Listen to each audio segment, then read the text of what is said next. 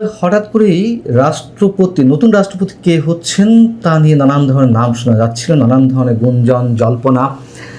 বেশ কিছু নাম শোনা যাচ্ছে নতুন রাষ্ট্রপতি হিসেবে, কিন্তু তার মধ্য দিয়ে আরও বেশি জটিল এবং আরও ভয়ঙ্কর যে বিষয়টি তা হচ্ছে যেটি শোনা যাচ্ছে যে ডিপ স্টেটের পরিকল্পনা অনুযায়ী, অথবা কেউ কেউ বলছেন সরাসরি পাকিস্তানের গোয়েন্দা সংস্থা ISI এর পরিকল্পনা অনুযায়ী নতুন রাষ্ট্রপতির হিসেবে কাউকে নিয়োগ দেওয়া হতে পারে। আমরা এসবের সত্য মিথ্যা কিছুই জানি না, তবে যা কিছু ঘটছে তার অনেক কিছুই তো আমাদের সামনে অনেক বড় বিস্ময় চিহ্ন হয়ে দাঁড়িয়ে আছে, প্রশ্নবোধক চিহ্ন হয়ে দাঁড়িয়ে আছে।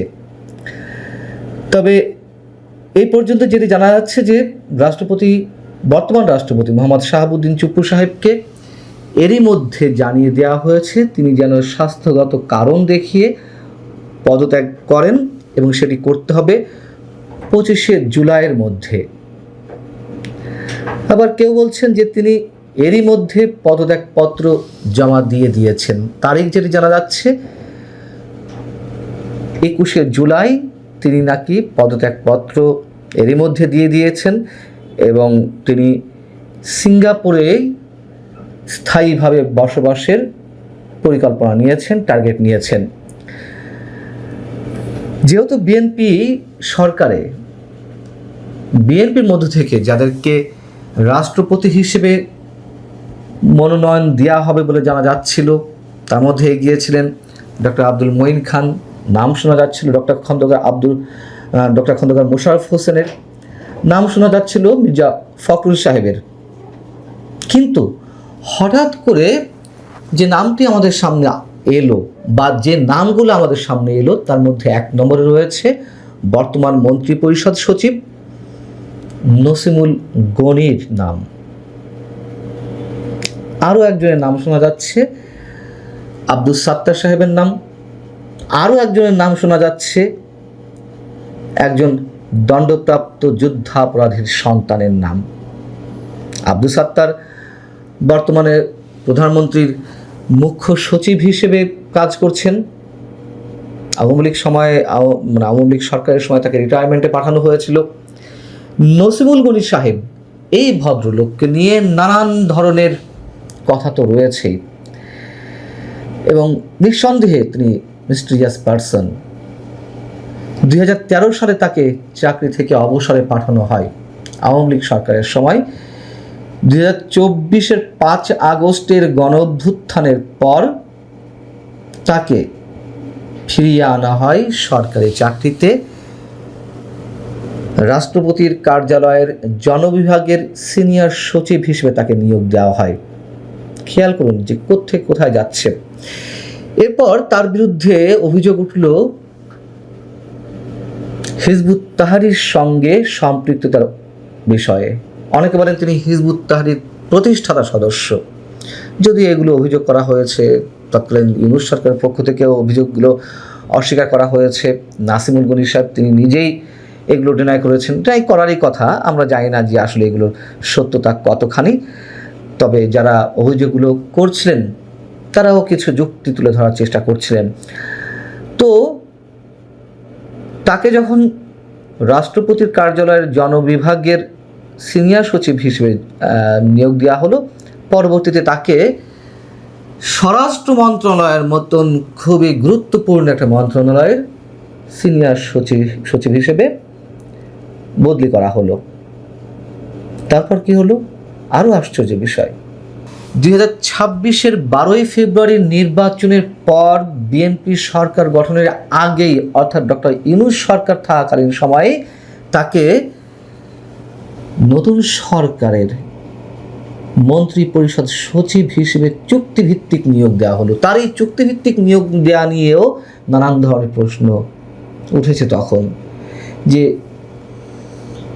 সচিব পর্যায়েও হয়তো কাউকে চুক্তিভিত্তিক নিয়োগ দেওয়া যেতে পারে, কিন্তু মন্ত্রী পরিষদ সচিব হিসেবে কাউকে চুক্তিভিত্তিক নিয়োগ দেওয়া হতে পারে, এটির পক্ষে বিপক্ষে নানান ধরনের মতামত গড়ে উঠছিল। তা সত্ত্বেও তিনি থেকে গেলেন মন্ত্রিপরিষদ সচিব হিসেবে, এখনও রয়েছেন।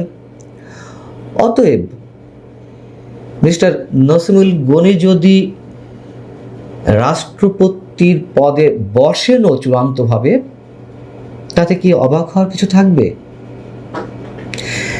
কিন্তু তারপরেও প্রশ্ন থেকে যায়, কোন ক্রাইটেরিয়ায় তিনি রাষ্ট্রপতি হবেন? অনেকে বলতে পারেন যে কেন সাবেক আমলা থেকে তো বর্তমান রাষ্ট্রপতি শাহাবুদ্দিন চুপ্পু সাহেব রাষ্ট্রপতি হয়েছেন।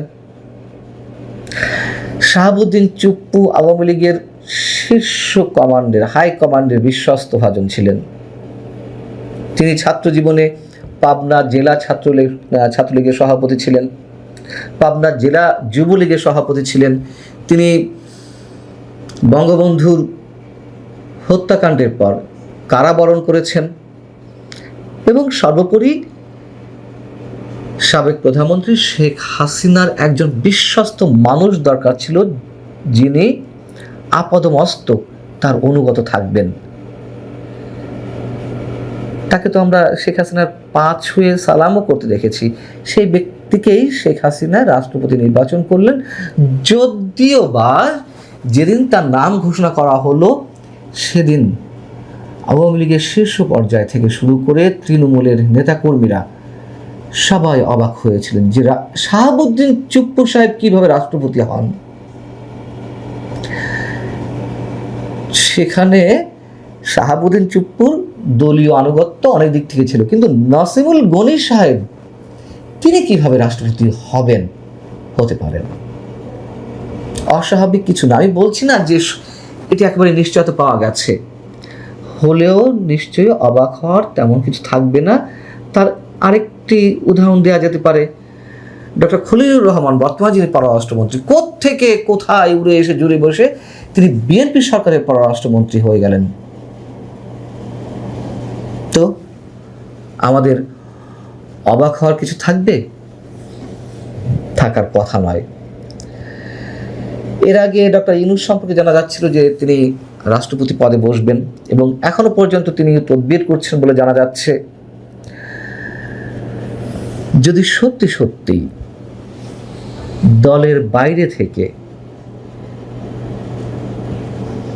বিশেষ করে সাবেক বা বর্তমান আমলাদের মধ্য থেকে কাউকে রাষ্ট্রপতি হিসেবে নিয়োগ দেওয়া হয়ে থাকে,